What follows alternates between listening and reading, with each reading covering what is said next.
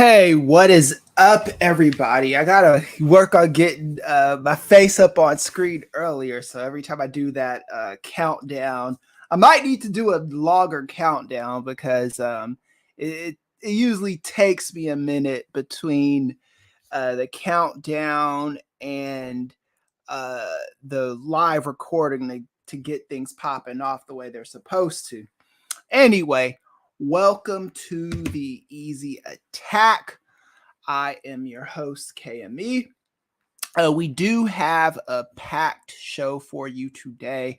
I had a lot of bad luck on Monday, to say the very least. The recording towards the last like 20 minutes, the audio just went completely out. And I have no clue why that happened. So this morning I did a couple test runs and everything seems to be fine now. But that's just kind of like the worst thing for me. So I found out that the recording went dead is because after every episode that I record, what I do is I go back and I watch the recording on YouTube, and then I enter timestamps in, right? So anytime there's a different topic, I enter a timestamp in saying, okay, I'm talking about this at the 3-minute mark. I'm talking about this at the 7-minute and 50 seconds mark, something like that, to just let you know that the subject is kind of shifting a little bit. And I found when I do that kind of thing on YouTube, it helps the algorithms out a little bit. And people come to my podcast if they don't want to hear the whole show, but they want to hear a certain topic or hear my take on a certain topic. They gravitate towards that a little bit more. Um, so I've been a content creator, I want to say, for at least the last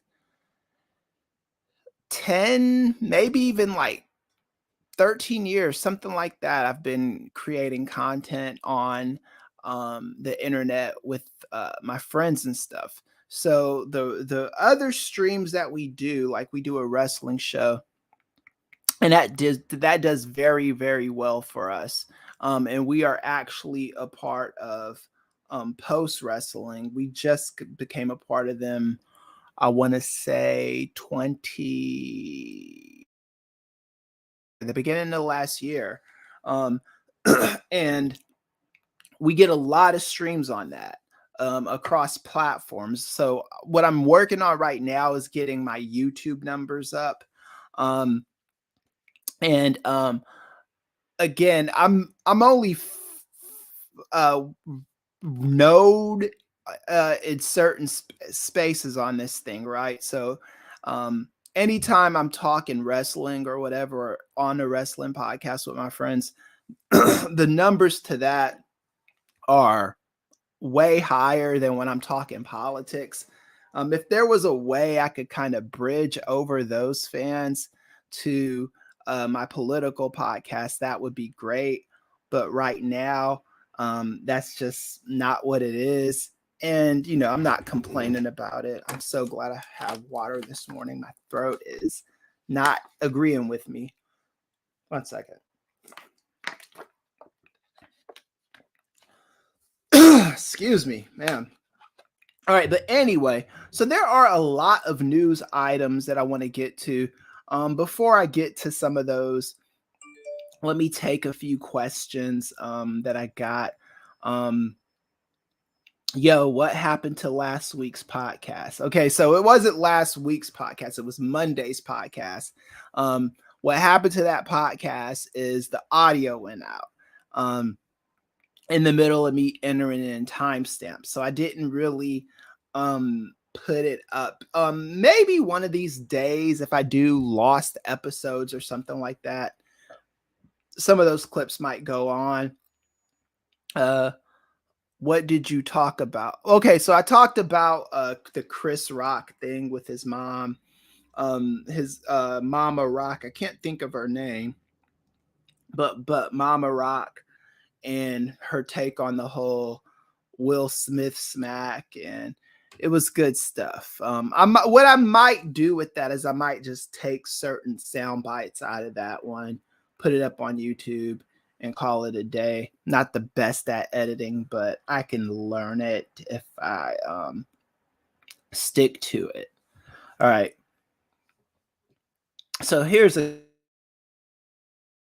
good identify as a Democrat. All right, so this is kind of a long story, but not really.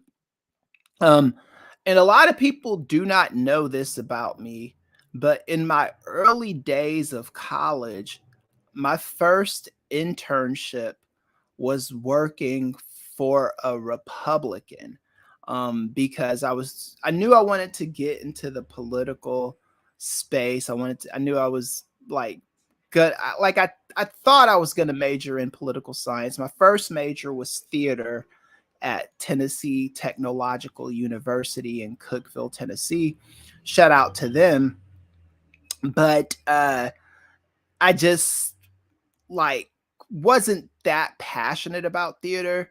Like I was passionate in the sense that I like theater, but I thought that was something that I could do necessarily without a degree. I mean, theoretically, you can be a political news head without a degree, right? I mean, Peter Jennings didn't have a college degree. I don't even know if he had a high school diploma.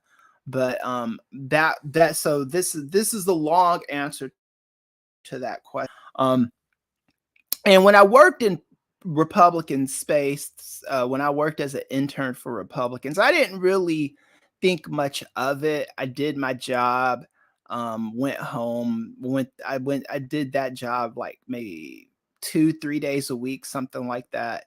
Just kind of learning the inner workings of politics. I did start noticing early on that a lot of these Republican policies I didn't necessarily agree with, which I kind of knew that was going to happen going in. But, when you're trying to move up the rung, you take what you can get. So I definitely understand that reasoning right there. It's like, hey, this is the space that I fit in at. Let me go ahead and just just get where I need to be. This is what they want me to do. Um, Let me do it, right? So that was my first foray into politics, is working for Republicans.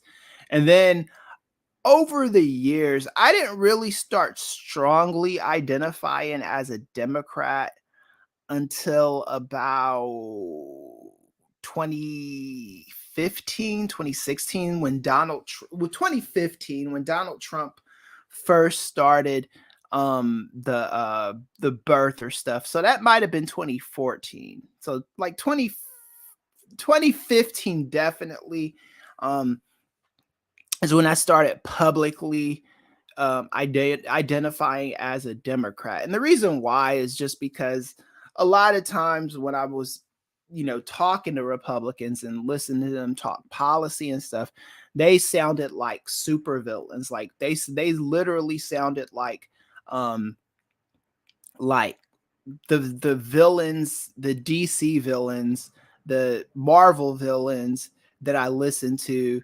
with these just these grand take over the world mentality with whatever nonsense is the flavor of the month at that time, whether it's gay marriage, whether it's abortion, all this different stuff that I'm not really into. So I'm not into like blocking people's freedoms. That's just not my thing. So that's why I started identifying as a Democrat. Policy wise, policy is a big thing to me, and I want to know what people are going to do. Like what bills are coming around the corner and how I could be of influence on those bills. So that's why I'm so big on the messaging of what the Democrats say, because I don't think our messaging is as strong as it could be as someone who's a Democrat. Um, we are just not great at it, you know. And I think one of my theories, this isn't, I haven't tested this or anything, but one of my theories is that with the Republicans, they don't really have to nuance their theory any, you know, they just come out and boldly say what they want to say, especially uh post Trump. In the Trump era, you know, Trump kind of pulled the band-aid off, um, pulled the scab off the wound, so to speak, just kind of like, hey, I'm white and I'm proud, and this is what I think, you know, immigrants go back to your country. I assume some of them are good people, that kind of stuff. I want to be as separated as that as possible. I do not want people trying to talk me into Trumpian rhetoric, MAGA rhetoric, whatever you want to call it. And I tended to find that if you say, or what with me, I don't want to put this on anybody else. When I used to say, oh, I'm an independent, what usually happened when I was in Republican circles is they would think they could talk me over to their side, right? Um, and they would try to talk me over to their side. And it was a little annoying. So when I started saying that I was a Democrat, I got a lot less of that. I got a lot more people telling me, you know, just like, oh, I'm just not going to mess with you, or we will, I'm going to find something else to believe in, what, or someone else to, you know, spew this rhetoric to and leave you out of it, which works for me because I don't really love my mind, love people trying to change my mind, so to speak, you know, because I like my views are my views, you know, and I don't think um I should ever have to compromise them for, you know, to make other people comfortable, especially when I think the views that I have are the most human of views, right? My views are um, about giving people, my views are about autonomy and making sure that people understand that the political process is supposed to work for everybody. We in this country, and what people do not seem to understand, I try to stress this, but you could talk to people until you're blue in the face, especially if you're already married to conspiracy theories. There's just no changing people's minds sometimes, right? So um, we are not a direct democracy. We are a representative democracy. We are a democratic republic. All right. I think I've said this on every single episode so far. We are a democratic republic. We do not vote on politicians. Well, we vote on politicians, but that is where our power begins and ends. So, this is why I stress to people voting at every single level is important. I don't care if it's the local level, the state level, or federal level. It is very, very, very, very important. And the reason why, and I hear a lot of this nonsense from people where they say, "Oh, it's important to vote in local elections, but national elections don't matter." This is this is political illiteracy, and it's very, very I don't want to like call it stupid. I do want to call it stupid, but I want to come up with a better word for it to make sure I'm respecting the views of other people, right? Um, this is very counterproductive when you're thinking about politics, because we are a representative democracy, or better, a democratic republic. Um, we vote for these people at the local level, at the state level, at the federal level.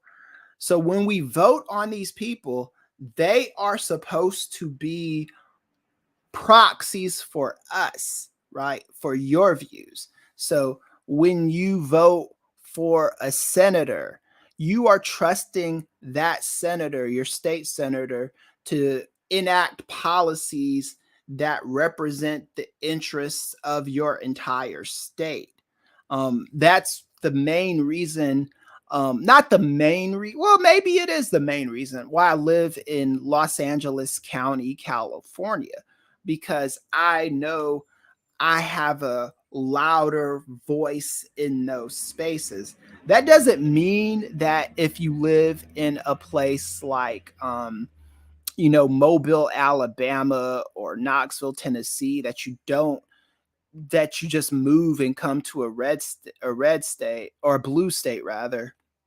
I mean, maybe you want to try to get things to change in your state. Like, I work with a lot of Democrats from Knoxville, Tennessee, and talk to them about policy and what's going on over there, and donate money to those places. Even though I don't live there, I spent half of my childhood growing up there.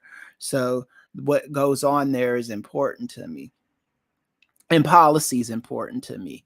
And what happens with people is, when you are a singular voice, you really do not feel like your voice is being heard. If you don't go to like town hall meetings, if you're not part of some kind of interest group, if you're not part of a certain union, it doesn't feel like your voice is being heard. When you are a part of unions and collectives and interest groups and things like that nature, you could see the group acting out for you, right? That's important to understand, so you can so you don't feel like your voice is in vain, because I've never feel like I'm not being listened to, um politically political wise, so to speak. I don't feel like I'm not being listened to, because I'm a part of a lot of groups who people do listen to those groups, right? So let me see. Do we have any comments? No comments, just reactions. Thank you for that. That's Chewy, and that is Natalie. So thank you for your reactions. I appreciate it. I'm still trying to work on getting comments on the screen. I do think I fixed that. I do think I fixed it within the what's it called? Within my Facebook profile page. I do think I fixed the reactions and are making sure that those work, but I'm still having issues with those, man. This is not my thing. This is why I'm doing this a bunch, so I can learn the StreamYard interface and do good with it, and make sure that I'm giving you guys a decent podcasting experience. And then also, well, let me stay those comments for a second. But yeah, so that's, in a nutshell, that's why I'm a Democrat, because I feel like I could get more work done in the Democratic Party, and the beliefs of the Democratic Party are more aligned with mine. And it's a big tent party. So within the Democrats, you have people like Nancy Pelosi who believe one way, and then you have people like AOC who believe another way. And then you've got Democrats who believe in the police. You got Democrats who are like, F the police. And I try to be like uh realistic in my approach to politics. Like you're never gonna hear me say um get rid of the police, because it's not realistic. Defund the police is a little more realistic, but I do think that that terminology isn't going to work in every single area. It'll play better in certain areas than it does in others. Let's just say that. So my politics are um just kind of, I would say that I am left of center on most issues. I'm probably more on the radical uh, part of the Democratic Party, but I also understand that my beliefs are not going to work for everyone. So I'm more about winning and like doing what needs to be done to getting where um, the party needs to be. So if there's a problem with messaging, I will, go to a town hall meeting or talk to one of my unions or talk to an interest group and say, hey, there's a problem with the messaging there. And if enough people do that, we can get them to Washington to change things for us, right? And the good thing about um, local politics, that the one of the more important things to understand about local politics is the local politicians that we vote for have more access to the federal government than us, because they can tell President Biden what the interest of our um, states and cities are, And again, when I hear people say, oh, local politics is important, but federal politics doesn't matter, I always ask the same questions. Who is your school superintendent? Who is your yeah, why, let me see. Why do you even care? Let's go this. So Teddy says, why do you even care?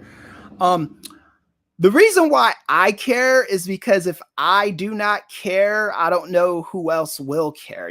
I get other people to care. That's my job, is to, thank you for the question, but my job is to get people to care, because things are happening left and right. Here's the thing with politics. If you do not do politics, politics will do you.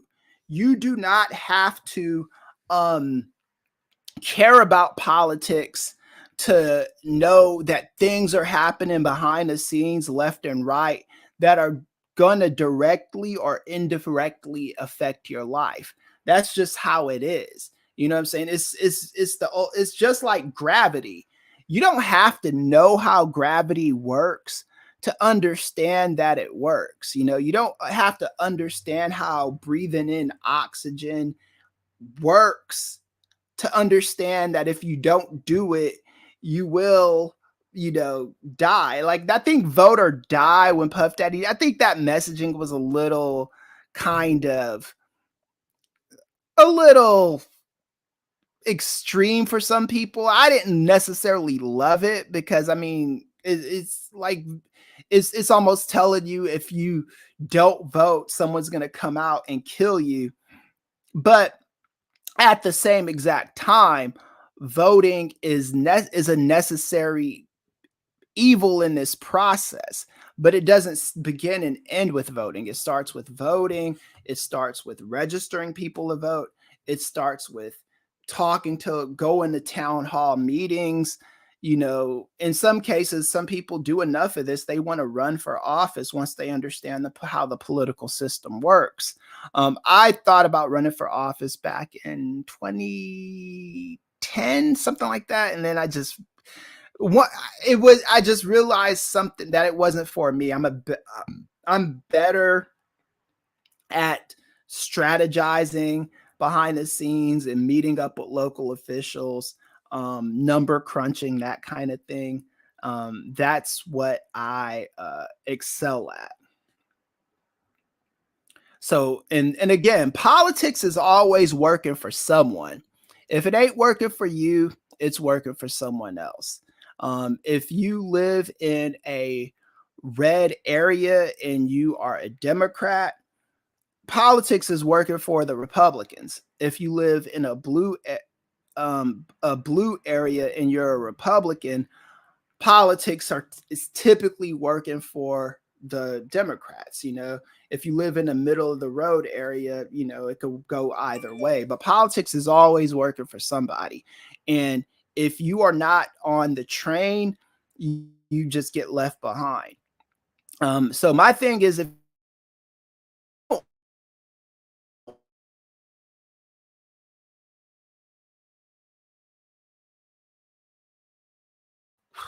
and confirmation bias. I hope that lag wasn't long. That's not my job. My job is not to get people on my side. My job is to it's not to get people who are just so far left of center to agree with, or just so out of the way of politics that they just don't believe in it at all.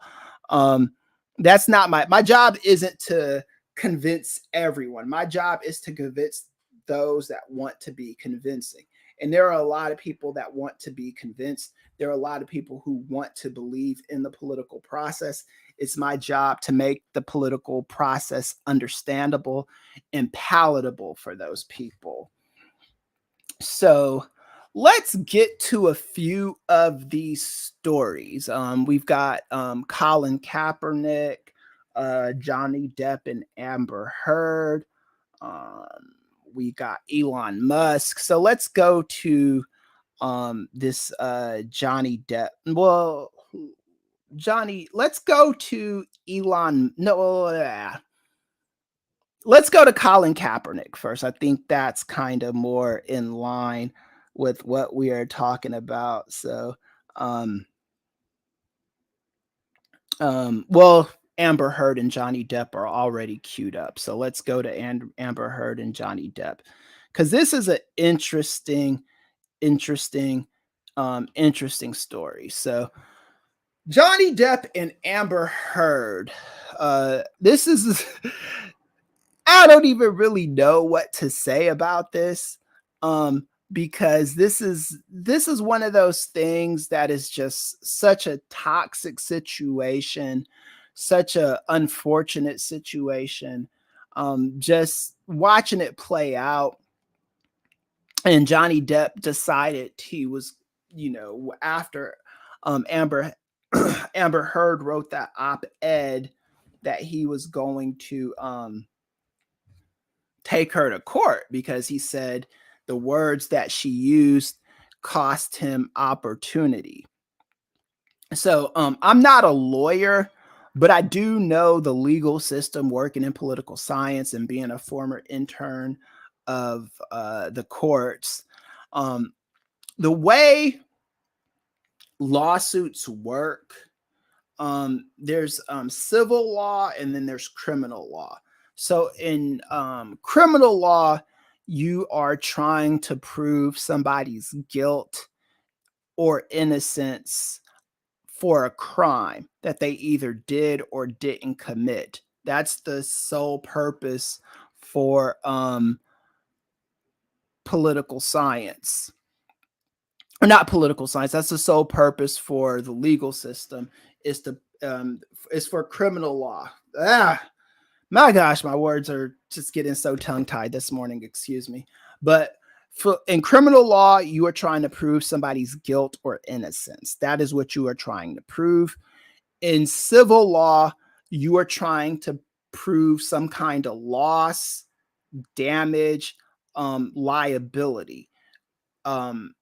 As what you're saying in civil law, especially when it's over speech, you are saying that your speech was so detrimental to my real life that it has cost me opportunities, and because of that, I lost out on opportunities, or I didn't receive opportunities, or money was lost in some kind of way. So if it wasn't an over speech, let's say you got two kids and they're playing catch outside, and one of the kids throws a baseball through a window, and then a house window, and then the homeowner goes outside and is like, "Hey, where are your parents are? Why'd you throw this baseball through my window?"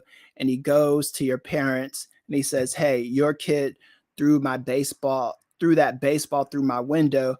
I'm gonna sue you." So at that point, the parent could either accept responsibility for what their kid did by throwing the baseball through the window, or the parent's like, "Hey, I'm not paying you. That wasn't my responsibility, whatever." So this is where the court has to come in as an arbitrator.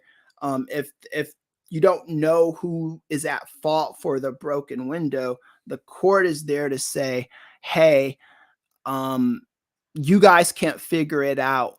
We can figure it out. Hey, you're responsible for your kid and playing catch and being unsupervised. You've got to pay this money, right?"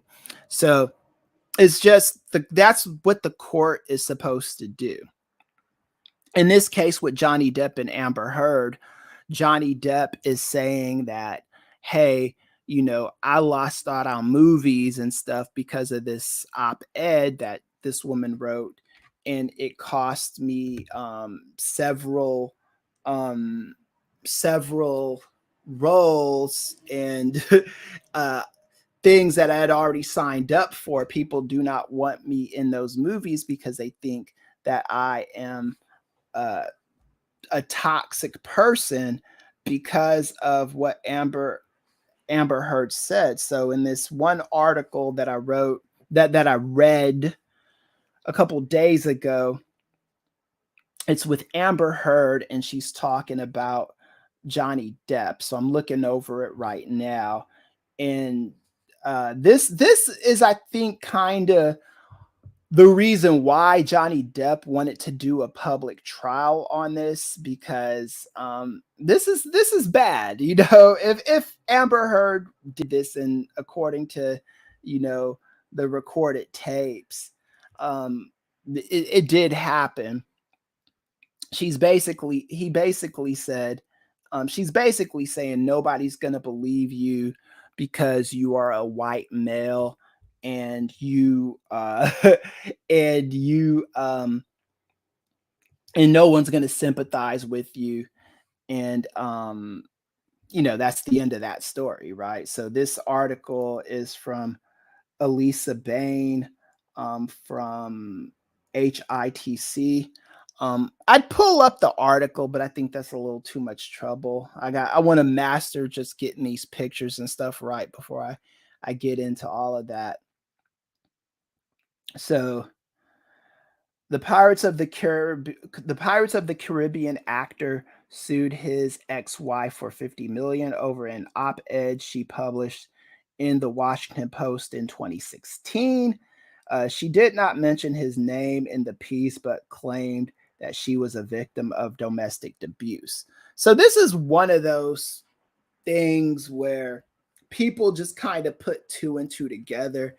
To Amber Heard's credit, she doesn't name Johnny Depp, but the reaction to Johnny Depp had a lot of people believing that it was Johnny Depp. And sometimes in these situations, silence is like, when people hear silence, what they are hearing, essentially they are opening it up to interpretation, and they're hearing what they want to hear, and they're talking about, and you're looking at Amber Heard's high profile relationships and the relationships she's had in the past, and relationships that were kind of toxic. So a little how I'm very indirectly associated with this. Um, right around 2015, 2016, my ex-girlfriend was a part of this situation because she works at this building in downtown LA where Depp and Amber Heard had an issue and the cops were called. And when I was picking my ex up from work and I was asking her, "Hey, what happened with these two? What's going on?" And she said that, man, both of them are crazy. You know what I'm saying? She was just like, they're both nuts. Uh, and that was the extent of her story. So then when all these abuse allegations came out against Johnny Depp, which Amber did accuse him of. And then she wrote this article, and now you could kind of piece together who she was talking about in the article. Johnny Depp, I guess he was supposed to do another Pirates of the Caribbean movie, and lost out on that. There were opportunities that he believes he would have gotten if it weren't for Amber Heard and the noise that she was making in that op-ed. And that could be true, you know. And Amber Heard, said that, no one's going to believe you if you file for, if you say that you were abused because you were white, or no one's going to believe you if you tell people I was abusing you, me being Amber Heard, you being Johnny Depp. I was abusing you because no one's going to believe you because you're a white man. This is a real fear for a lot of men. Um, this is a real fear. So I've been in these kinds of toxic relationships before. Thankfully, none of the women that I've dated in the past have ever lied and said I abused them or anything like that. That's never happened. But I've had, once when relationships end and exes telling just wild stories about your behavior while you were in the relationship.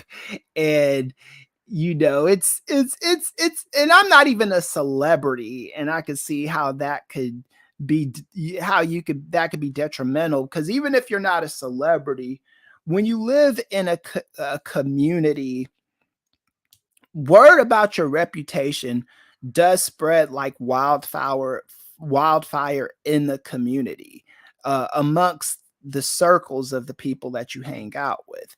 So I live in Pasadena, and if I date a woman who also lives in Pasadena and we have a very bad breakup, throughout those circles, words are being said by both parties on their side of the story, right? Um, and toxic relationships where people are hitting each other, they shouldn't be. You need to leave those situations. I'm not a marriage counselor, but those situations, you need to leave. Like, I had one girlfriend hit me in the past, like just deck me. Um, and I didn't want to hit her back because I'm a man and a lot stronger than her. So I basically had to just leave that relationship because it's not a good situation to be in, right? You don't want to be um in situations where you are being hit, even if you're a guy. Because if you're a guy and you hit a woman back, you know, your strength might be just so overpowering, But I've seen couples, especially when I worked in the courts. I've seen couples where both people used to hit each other, and eyewitness accounts saying, "Oh yeah, she hit him, and then he hit her back, and then she hit him back, and all that." I've seen with my own eyes a man and woman get into like a fist fight. You know what I'm saying? And it was like it's just nuts. Those are not the kind of relationships you want to be a part of. This is just from a logic perspective and a legal perspective. You do not want to be in a situation where you can be hurt or someone else can seriously hurt you. So at the start of the clip, you hear Johnny talking about how he lost a finger when Amber Heard appears to tell her ex-husband that no one will believe him if he tells her that the world that she abused him. So in the clip, I'm not gonna play the clip, but it says the quote says, "You can tell people it was a fair fight. See what the injury and judge think." That's what the audio clip says. Tell the world, Johnny. Tell them Johnny Depp, a man, I'm a victim of domestic violence and it's a fair fight. And see how many people believe or side with you. That's what she said. It continued. Uh, so So, and Johnny Depp says Amber Heard's legal team finished cross-examining on Monday. The 50-year-old actor claimed that the only person he has ever abused is himself.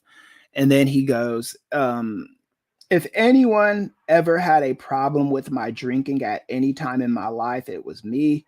The only person that I have ever abused in my life is myself. So Johnny Depp, I can believe this because he used to be associated with the Viper Room. I think he owned the Viper Room in Hollywood. I've been to that place before. I never went to the Viper Room in its heyday in the 90s because I wasn't old enough to go. But I did go to the Viper Room like in the 2000s. And yeah, that place was nuts, even in the 2000s. So, uh, yeah, I believe Johnny Depp when he says this. Uh, so yeah. So what do I think will happen as a result of this? It's hard to say. Like I can see Johnny Depp um making a minuscule comeback. I don't think he's gonna come back all the way, but I could see him kind of come back and kind of maybe get some of what he had back. It could happen. I don't know.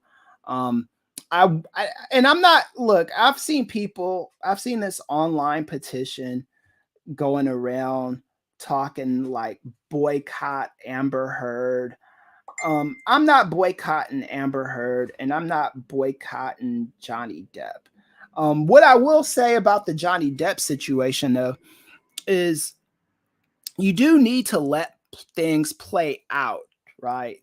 If you are a part of the legal system, you understand the importance of hearing both sides to a story. And I think what happens a lot of time with social media, with word of mouth, with public opinion, is we lose sight of the important part of the legal process, which is due process, which is both sides need to be heard.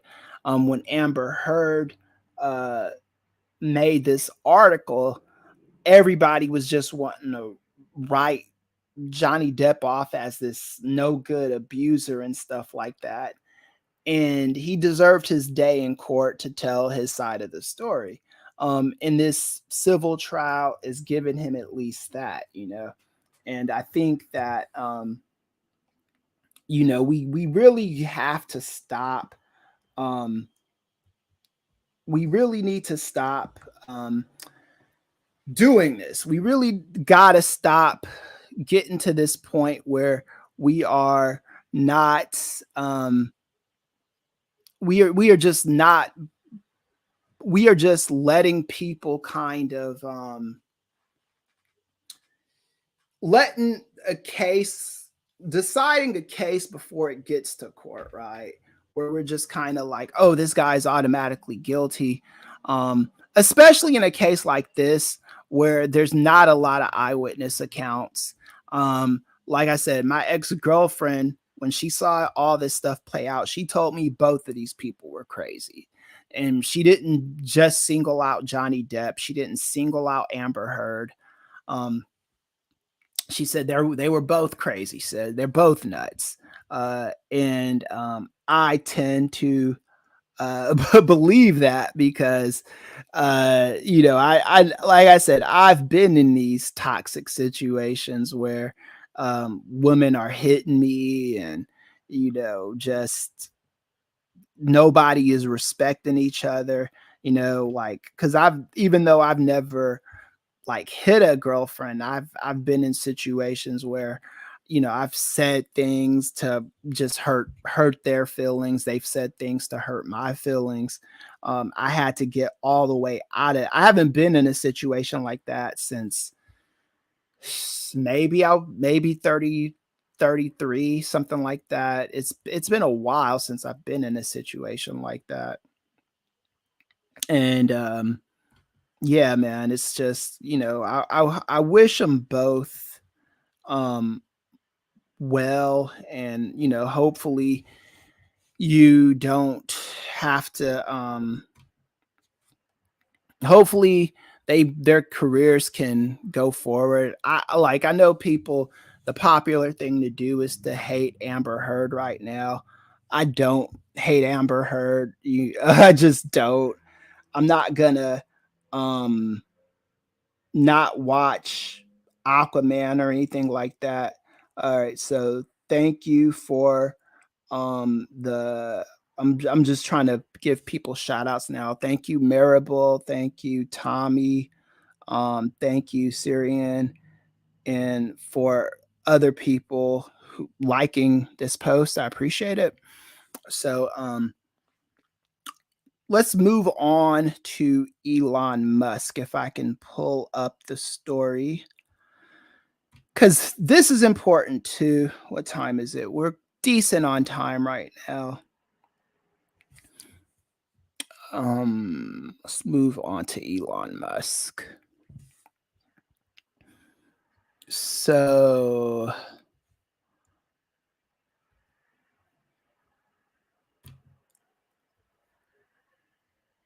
because this is interesting, because Elon Musk is supposed to be this free speech um absolutist, and he's not. I've been saying this for ever since the talk started with Elon Musk wanting to buy Twitter. I even said this before that because I knew what Elon Musk was, and I knew that Elon Musk was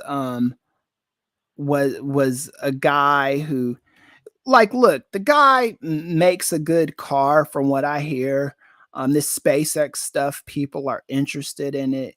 So he's got a boatload of money that he just gets bored and wants to spend his money on different things. Um, I don't know if this sell of Twitter is gonna go through or not. Right now, it's looking like it will go through, but we'll see what happens.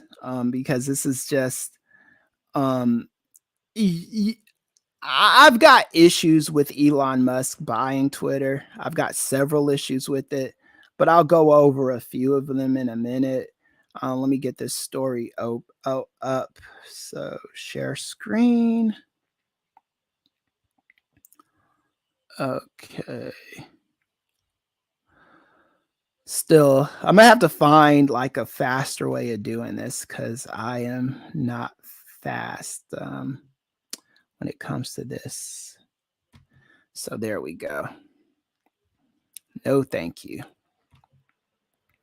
Let me make sure that it is up.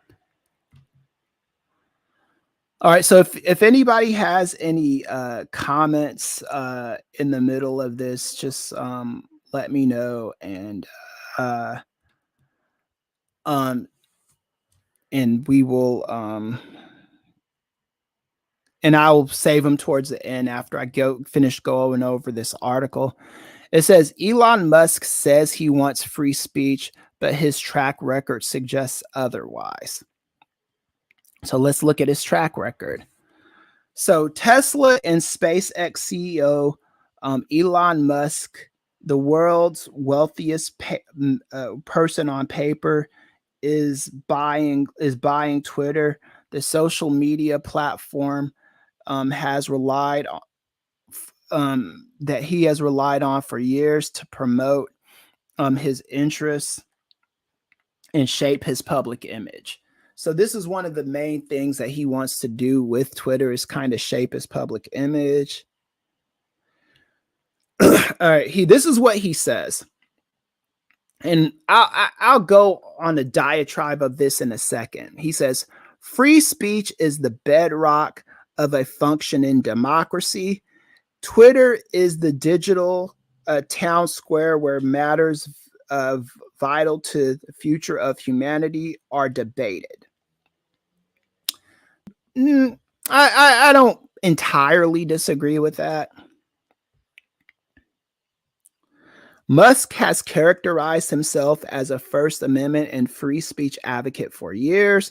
For example, in defending himself in a defamation lawsuit after calling a critic a pedo guy, and to argue that the SEC infringed on his rights in a settlement they struck and revised after the agency charged him with securities frauds in 2018. So I'm just listening. I'm just going to skip over some of this speech, but they said worker speech. So here's the thing. Nobody is a free speech absolutist. No one is, because there's always going to be speech that you're going to not agree with, and you want somebody, like if you own a business, you don't want people talking reckless about you, because that affects your bottom line. So you're going to want them fired. When it comes to his employees' free speech, Musk demonstrates little tolerance. Under his leadership, when Tesla has laid off employees, it was asked for him to sign separation agreements, including a strong non-disparagement clause with no end date. So anytime you want somebody to sign an NDA, a non-disclosure agreement, that usually means you don't want them talking shit about you once they leave a place, even in a divorce settlement, right? Like you get a husband and a wife, they divorce. The husband might make the wife sign an NDA. So if the settlement is big enough, you're like, okay, so I'll settle for you for this amount of money, but you can't say anything about me. That's what an NDA is. But anytime you get an NDA, that usually means you are trying to block some kind of free speech. So anyway, free speech. I use that term very, very loosely. So you wanted people to sign NDA forms, which is your thing, if that's what you want people to do. In the same document, Tesla required laid off employees to keep details about the separation agreement itself hidden, other than from their own lawyer, accountant, or immediate family, not even other workers. These provisions of the agreement will be held with the strictest confidence by you and will not be publicized or disclosed in any manner whatsoever. The agreement said, in particular, without a limitation, you agree not to disclose the terms of this agreement to any current or former company, employee, or contractor. Like most large companies, Tesla also requires workers to sign an arbitration agreement upon employment. That means to speak freely in court, where their speech will become part of the public record. Workers need to get an exemption from the arbitration. That's what I thought the word said. Sorry. From the judge first. So under Musk's leadership, Tesla's scores of workers have alleged racist, sexist, and other harassment, discrimination, and unsafe working conditions. Many also have alleged retaliation, and if they spoke about their problems. So again, a free speech absolutionist is just going to be for free speech no matter what. That's speech that where people are even lying and saying bullcrap about you, because that's what free speech absolutionists are. They're absolute about free speech. They want free speech no matter what you say about me, no matter what I say about you. And that's why I say nobody is really a free speech absolutionist, because if you are, that means you want people just saying what they want when they want without any consequences behind it, right? And that's why in the Amber Heard Johnny Depp case, Johnny Depp sued her because he said that her speech was damaging to his reputation and costing him work. That is usually what these cases are about, you know. So in the case of Johnny Depp, or in the case of Elon Musk, rather, you don't want people lying on you. So I don't know if these people that work for Tesla are lying on Elon Musk or telling the truth about him. But what I do know is he doesn't want them talking to the media about this, because if they're lying on him, it is going to affect his stock. It's going to affect his business. So this is a quote from Sharon Weinberger that was lifted in this CNN article. I was once invited to visit SpaceX facility on Kwajalein. Sorry, I'm getting the name wrong. Uh, Following interviews, I was told Elon Musk had to review all articles prior to publication. I explained journalism doesn't work that way. His current tweets come as no surprise. So this was in 2018. Elon Musk is not a free speech absolutionist. Bill Maher, um, absolutist, actually. Bill Maher is not a free speech absolutist. Elon Musk isn't a free speech absolutist. Nobody is a free speech absolutist. No one is. There's always people are going to always want limits to their free speech. That's just how it goes, man. Now, here's the other side of that. One of the things that I do not do is I am not about lying and saying things that are the law, is not the law, and things of that nature. So understand, if Elon Musk buys Twitter, that will be his playground, because he will be the sole owner of it if he buys the Twitter stock. So, and someone last week tried to call me out, and they said something along the lines of, "Hey, I thought you said that that Twitter was a private company, but now I'm hearing that now that Elon Musk owns it, it's a private company." So here's the thing with that. So Elon Musk owns Twitter so Twitter is a private sector company. It's a private sector company in and it's publicly traded until Elon Musk assumes sole ownership of it. It's publicly traded.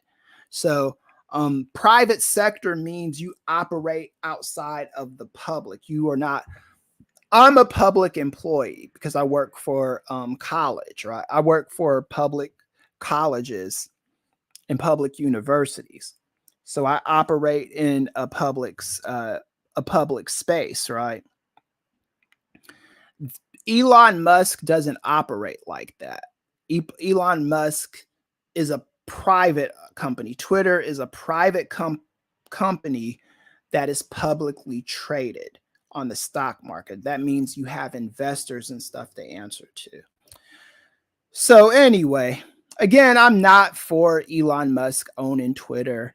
If he does assume ownership of Twitter, I might get off of Twitter. I might stop using Twitter because Twitter is, for me, Twitter. Um, yeah, I use it to carry out a lot of business, especially with my other podcasts. It's a reliable tool for the people that work at Post Wrestling. It's a reliable tool for the people that work at my schools, but it's not something that I necessarily have to be on, especially if they're allowing a lot of lies and BS to circulate on Twitter. So that's where the heart of the censorship, where people are getting mad that lying is not protected free speech too. And I don't know if Elon Musk realizes this. I think he does because he wouldn't have people signing NDAs if he didn't. If you lie on somebody and the court can prove that you were lying, you can lose a lot of money doing that, you know? That's why that's the purpose of these NDAs. Even when if you got fired from a company, unless you were a sex offender or something, the company tries to they won't disclose a lot about you when you worked for them. They're not going to say, oh, this person was a bad employee or whatever, because again, if they did that, that could cost them opportunity. That could cost that person opportunities. And you don't want to be the person that gets sued for something like that. Okay. So what time is it? 1:03. Do we have time to talk about Colin Kaepernick? I think we might. So let me stop my screen share real quick and move on to another screen share. Okay. So anyway, that was my take on Elon Musk. Because I do want to get to this Colin Kaepernick story.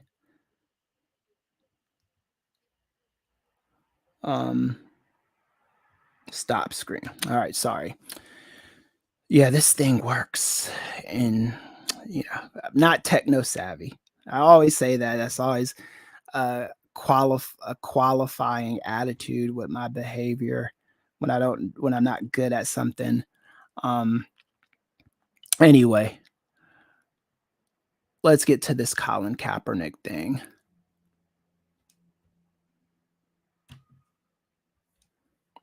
So Colin Kaepernick might be returning to might be returning to the NFL. Where's Colin Kaepernick at? There he is. Okay. So Colin Kaepernick might be returning to the NFL to play for the Las Vegas Raiders. This is a very interesting kind of story. It's a lot of moving parts to this that I'm just kind of like, I don't know what to think. You know what I'm saying? But this article comes from Yahoo. Let me pull it up. It says Raiders owner Mark Davis would welcome Colin Kaepernick with open arms, provided that the team general manager agrees with it. Blah blah blah. Meanwhile, there it is. So here's a direct quote from Mark Davis. He says, "I believe in Colin Kaepernick," Davis said, per Monty Pool of NBC Sports. "He deserves every chance in the world to become a quarterback in the National Football League. I still stand by it. If our coaches and general managers want to bring him in or want him to be the quarterback on this team, I would welcome him with open arms." So this is good news for Colin Kaepernick and for Colin Kaepernick supporters. Um, I have always been of the belief that Colin Kaepernick should be able to play in the NFL since they didn't have any policy on the national anthem, since he seemed to be still good at his job. He wasn't, I wouldn't call him great in his last football playing year, but he was still good. There's a lot of bum quarterbacks in the NFL right now, and Colin Kaepernick would be better than half of them. So I do hope he gets a job. I think Colin Kaepernick, um, he was one of those people that would like he got on this cause and he would tell people not to vote. I'm never in favor of that kind of thing. I'm never in favor of someone, especially when you're getting in a political space and you're telling people not to vote. I don't think that's wise. But he also kind of took stances, um, political stances, or stances that could come off as political, and didn't really tell his followers what to do next, right? He just kind of stayed hush about it. And I think his followers would have probably appreciated a little bit more direction for him. Because once you take a leadership role, the go-to thing is like, oh, Colin is a shy person and he doesn't like being in the. Once you enter a political world, you are now in the arena. So you need to assume that responsibility or stay out of it, right? Like I can't do this podcast and then be like, oh, I don't want people to listen to me or whatever, because there's a responsibility that comes with taking on a leadership role. Um, that's what my PhD is in, is organizational leadership, business psychology, all of these things. Once you become a leader, you have to do what a leader does. And I don't think Colin Kaepernick was all the way ready for that. And it's going to be interesting to see if he's going to be able to maintain his shape, because he's about to be 35 here soon. So I think by the time he gets in the NFL, he will be 35 or he'll be on the brink of 35. So he hasn't played since 2016, played with the Niners. Because of his public protests of police brutality and racial injustice, the national anthem, the NFL has since shifted its public image on pre-game protests in the aftermath of George Floyd. So basically, the George Floyd stuff pretty much proved Colin Kaepernick right, that look, there's a lot we could do better as a country, right? So I'm on. I want Colin Kaepernick to come back to the NFL, regardless of if if I'm fully on board. The Raiders are an interesting organization. I spent I was born in LA, born in Inglewood, spent half my childhood for I spent half my childhood in Inglewood. I grew up a Raiders fan and Niners fan. Once Al Davis started playing the games he was playing with Marcus Allen, I didn't like the Raiders anymore. My family is a Raiders Nation team. My uncle Deed he's all about the Raiders. He loves the Raiders. Me, I'm kind of like that the Ray I'm a Laker and Dodger guy. In football right now, I like the Broncos. I thought it was cool that the Rams won the Super Bowl, but I'm not necessarily a Rams fan. My girlfriend is a newly minted Rams fan. She's a Chargers fan, but she likes the Rams as well because they won the Super Bowl this year. I am so bandwagon when it comes to football that you're never going to get a consistent answer from me when it comes to football teams. But anyway, so hopefully all this records. I'm going to check to see if there's any extra comments before I log off of this thing. I'm going to, all right, no extra comments. This is kind of what you got to do on this when you're when you're not the greatest at this. So anyway, thank you again for listening to me. Again, I'm gonna get better at this with more practice. It's just these are the infant stages of this. If you think, respond to me on one of these platforms that you see in the banner. If you want, if you have any suggestions how you think I should change things up or whatever, just respond and I will do my best to accommodate my audience. I appreciate you, and let's do this again on Monday. Peace, yo.